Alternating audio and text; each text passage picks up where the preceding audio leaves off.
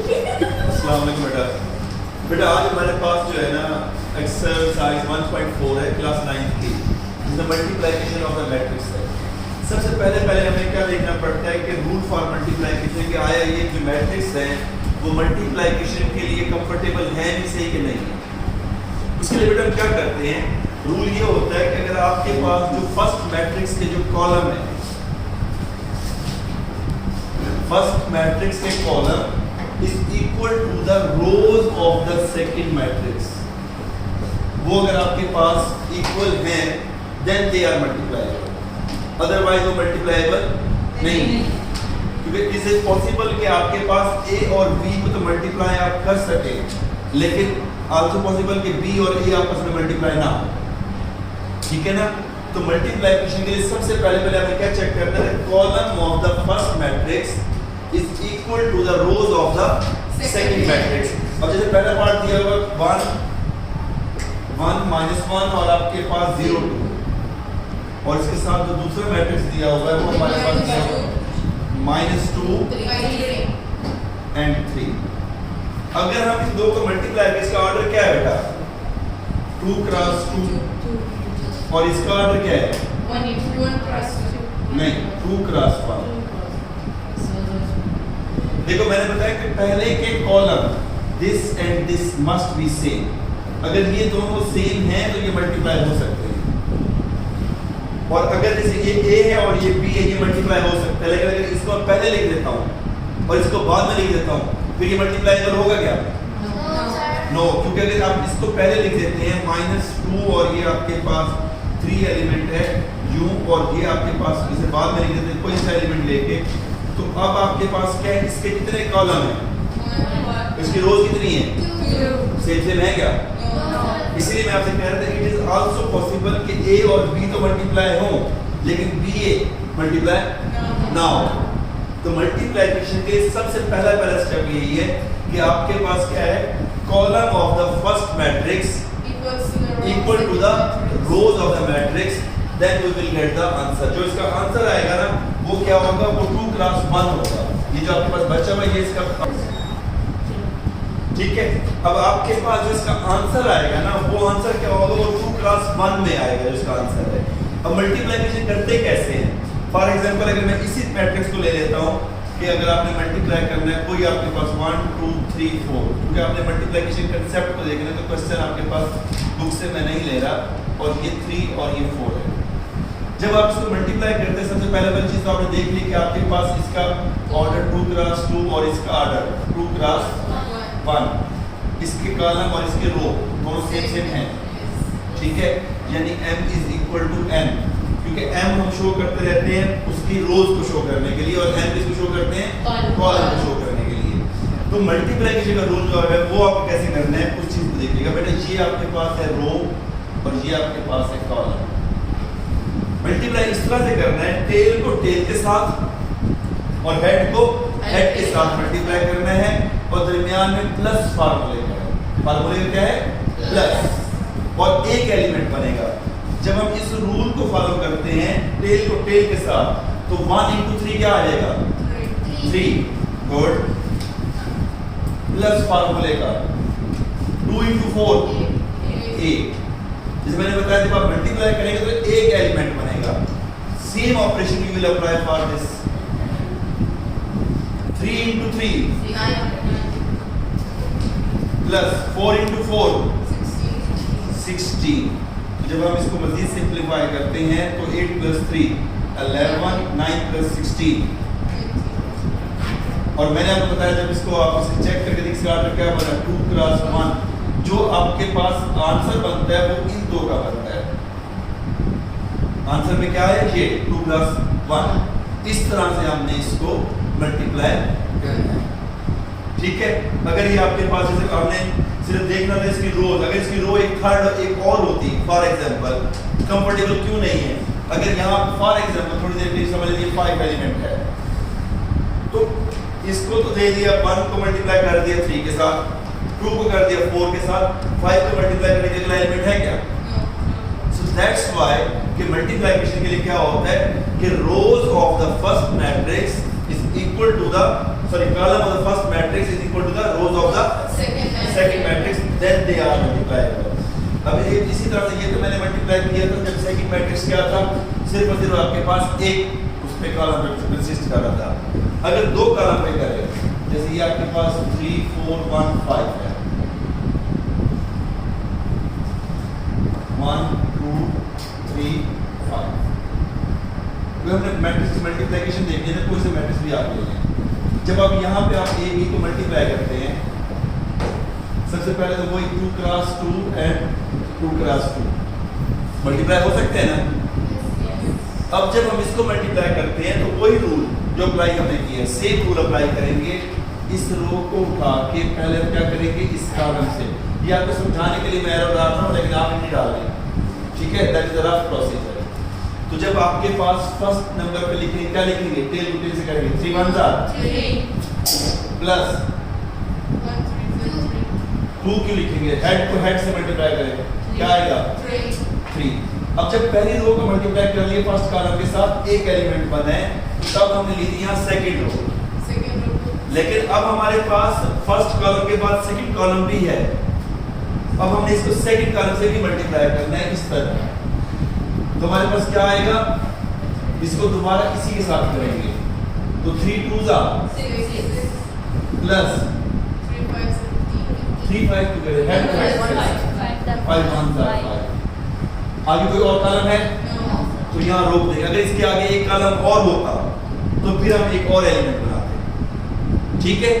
अब हम क्या करेंगे बेटा, सेकंड रो को लेंगे, सेकंड रो को करेंगे जब मल्टीप्लाई, पहला एलिमेंट क्या आ जाएगा, 4 1 4 plus 5 into 3, head to head से करना है, तो क्या आ जाएगा 15। इधर लिखूंगा तो क्या लिखूंगा, 4 into 2, यानी टेल को टेल से, 4 2 8 प्लस क्या आएगा 25, हेड को हेड से मल्टीप्लाई करेंगे, 5 5 25। तो जब आपके पास सिंपलीफाई कर 3 + 3 क्या आ जाएगा, 6 11 19 33 32 33 आएगा। That is your answer. बात समझ आएगी कि नहीं आएगी? जो मैंने अभी आपके पास सॉल्व किया है, आप इसको भी राइट करें, लेकिन अब आप मुझे इसी मैट्रिक्स का BA फाइंड करके दें, क्योंकि मल्टीप्लिकेशन के मैट्रिक्स के अंदर रूल क्या होता है कि ये लाजमी नहीं है, जैसे आपके पास आम मैट्रिक्स मल्टीप्लिकेशन में AB = BA होता है, लेकिन मल्टीप्लिकेशन ऑफ द मैट्रिक्स के अंदर AB ≠ BA। It's not compulsory, जैसे मैंने यहाँ बताया था ना कि हो सकता है कि BA मल्टीप्लाई ही ना हो, यहाँ मल्टीप्लाई तो हो सकता है BA, लेकिन BA का लाजमी नहीं, यही आंसर है जो हमारे पास यहाँ है। अब BA की मल्टीप्लिकेशन आप मुझे करके देंगे, ये वाली मल्टीप्लिकेशन भी आप राइट कर रहे हैं। अच्छा बेटा, आपके पास 1.4 एक्सरसाइज क्वेश्चन नंबर 5, जिसके मैंने 2 पार्ट लिखे हैं। यहाँ पे उसने कहा है कि AB = BA। नॉर्मली ये इक्वल नहीं होता, लेकिन आप इसको मल्टीप्लाई करके चेक करके देखिए ये मल्टीप्लाई करने के बाद सेम आता है या नहीं आता, ठीक है। दैट इज असाइनमेंट, लेकिन मैं इसके बारे में आपको बताता हूँ। It is also called associative property of multiplication. यहाँ पे लिखा हुआ ABC, तो पहले हमें क्या मल्टीप्लाई करना है बेटा, BC को, जो उसका आंसर आएगा फिर उसको मल्टीप्लाई करेंगे A के साथ। लेकिन इस चीज का भी ख्याल करेंगे, A उसकी लेफ्ट हैंड साइड में लिखा है, तो A को लेफ्ट हैंड साइड में ही लिखना है। A को उसके ये नहीं करना है BC इधर लिख दिया और A मैट्रिक्स को बाद में लिख दिया, मैट्रिक्स के अंदर ये काम नहीं करना हमने, ठीक है। अगर मैं सेकंड पार्ट को सॉल्व करना चाहता हूँ और उसकी एक साइड मैं सॉल्व कर देता हूँ, दूसरी साइड आप सॉल्व कीजिएगा। फिर B और C, पहले मैं इस ब्रैकेट को सॉल्व करता हूँ, जो ब्रैकेट है वो क्या है BC। तो सबसे पहले कौन सा मैट्रिक्स आ जाएगा, B 1 2 और C क्या है 1। जैसे मैंने आपको बताया रूल आपके पास कंफर्टेबल तो यहाँ है, 2 + 2 है, तो रूल के तहत क्या करना है बेटा, इस रो को उठा के आपने पहले फर्स्ट कॉलम से मल्टीप्लाई करना है। जिस अलावा बेटा क्या आ जाएगा, जब फर्स्ट से मल्टीप्लाई करेंगे 2 प्लस साइन दरमियान में वो बताया ना, ठीक है। फार्मूले की साइन जो है ना ये प्लस की है। फिर उसके बाद क्या करेंगे, हम इसे सेकंड उसके साथ मल्टीप्लाई करेंगे, 1 1 1 प्लस 1 3 6 3 2s are 6, 1 को नहीं बेटा, सेकंड एलिमेंट विद सेकंड, ठीक है। इसको यही ऑपरेशन हम अप्लाई करेंगे। फिर उसके बाद जब आपने सॉल्व करना है तो इसको आपने हटा देना, पैसे के साथ ये 9 लगाने के बाद फिर अब आपने इसके साथ ये ऑपरेशन करना है, ठीक है। तो आपके पास टेल को टेल के साथ क्या आ जाएगा, -6 प्लस फार्मूले का -1 क्यों आएगा, -5, गुड, क्योंकि -5 into 1 तो क्या आएगा -5, ठीक है। फिर जब इसको करते हैं सेकंड के साथ -1 क्यों बेटा, -1 into 3 फार्मूले क्या है, -5 into 3। अच्छा, इस तरह से लिखें तो भी गलत नहीं है, कैलकुलेटर आपको सही बता देगा, वरना आपके पास प्लस माइनस माइनस, और अगर आप जो भी लिख लेते हैं कि -15 तो ये भी आपके पास गलत नहीं है, बात समझ आए। अब आप इसको सिंपलीफाई करके इसका जो फाइनल आंसर लिखते हैं BC का, हमारे पास फाइनल आंसर क्या आ जाएगा, जो BC का आंसर है वो हमारे पास, मैं थोड़ा सा यहाँ करके लिखना चाह रहा हूँ, क्यों उसकी वजह बताता हूँ। 2 + 2 4, आगे क्या आ जाएगा, फिर -11, ये BC का आंसर है। अब बेटा ये BC का आंसर तो हमारे पास आ गया, जो left hand side complete solve करनी है उसमें BC को मल्टीप्लाई किससे करना है, A से। तो A इसके देखिए यहाँ पे जो उसने लिखा है क्वेश्चन की स्टेटमेंट के मुताबिक A उसके लेफ्ट साइड में लिखा है, तो यहाँ पर भी हम A मैट्रिक्स को इधर इसके लेफ्ट हैंड साइड में लिखेंगे। अगर राइट हैंड साइड में लिखेंगे तो गलत हो जाएगा, इस चीज का ख्याल करना है आपको। A मैट्रिक्स क्या दिया हुआ है, -1,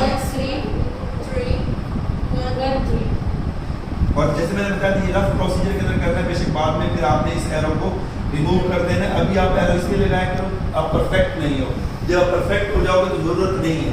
अगर बगैर एरो के भी सॉल्व करना चाहें तो मुझे बताएं, पहले क्या आ जाएगा, ठीक है, फिर क्या आएगा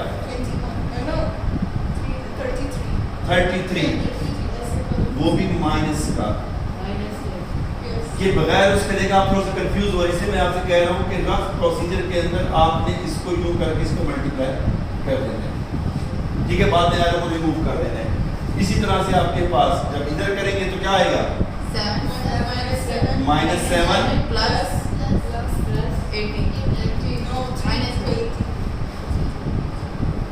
54 नहीं आएगा माइनस, ठीक। Then we will take the second row, क्या आएगा 4 प्लस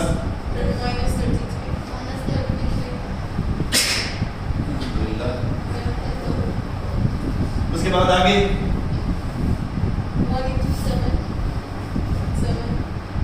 10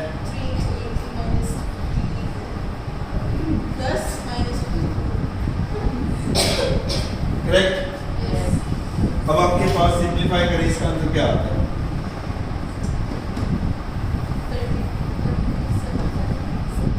इसका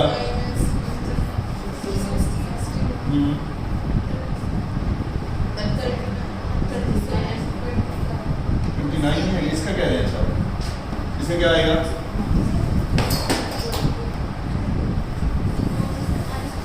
ये हमारे पास का आंसर आएगा, ठीक है। ये हमारे पास लेफ्ट हैंड साइड सॉल्व हुई है। अब हम इसकी सॉल्व करेंगे राइट हैंड साइड। जैसे वो कह रहे हैं राइट हैंड साइड का आंसर से आता है कि राइट हैंड साइड में पहले क्या मल्टीप्लाई करना है आपने, a और b मल्टीप्लाई करना है। तो बेटा यहाँ पे हम लिख लेते हैं a ये b, what is the matrix a -1 3 -1 3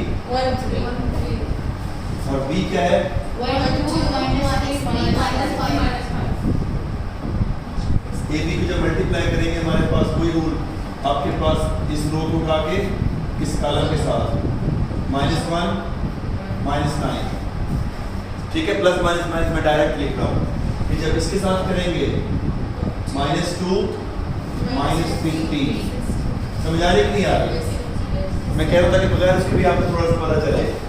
इसको मल्टीप्लाई करेंगे देन 1 -9, ठीक है, फिर उसके बाद में प्लस माइनस माइनस हो गया, इसके साथ करेंगे तो 2 माइनस 15। सिंप्लीफाई करते हैं हम इसको, माइनस 10 माइनस 8। ये तो हमारे पास आ गया बेटा जी A B. Right hand side में करना क्या है, ए बी इंटू सी। अच्छा सी ऑन द बोर्ड बेटा, और यहाँ पे सी मैट्रिक्स आपने लिखना है। सी मैट्रिक्स हमारे पास क्या दिया हुआ है, 2 1 3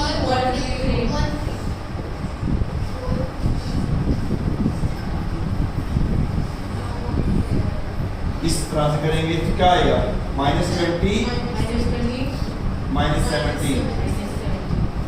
इधर से करेंगे तो -10 -51। ठीक है, सेकंड को उठाएंगे तो -16 -13, 8 ones are -8 and -39। यहाँ पे मैंने थोड़ा सा डायरेक्ट किए, तो यहाँ पे आपको मैंने प्लस और माइनस बताया है।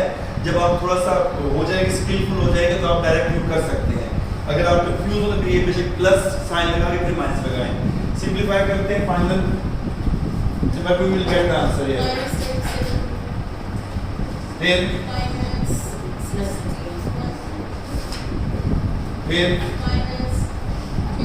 39 नहीं आएगा, सॉरी 29। Then this 47। सेम है। फिर हम क्या लिख देंगे लास्ट में, left hand side right hand side. एक बात आपको बताता चलूं, ऐसे क्वेश्चन का आंसर बुक की बैक साइड पे नहीं होता, क्योंकि उसने बता दिया है कि लेफ्ट और राइट दोनों क्या है, इक्वल है। दोनों का आंसर आपके पास क्या आना चाहिए, सेम आना चाहिए। जैसे मैंने आपको बताया, normally A B is not equal to B है, लेकिन हो सकता है कि यहाँ मैट्रिक्स के नंबर इस तरह से दिए गए हों कि ए बी और बी ए को मल्टीप्लाई करने के बाद भी आंसर सेम से आता हो। ये आपने चेक करना है। अगर इस क्वेश्चन के बारे में आपने कोई question, please you can ask. Clear? बाकी पार्ट भी हो जाएंगे। Okay good.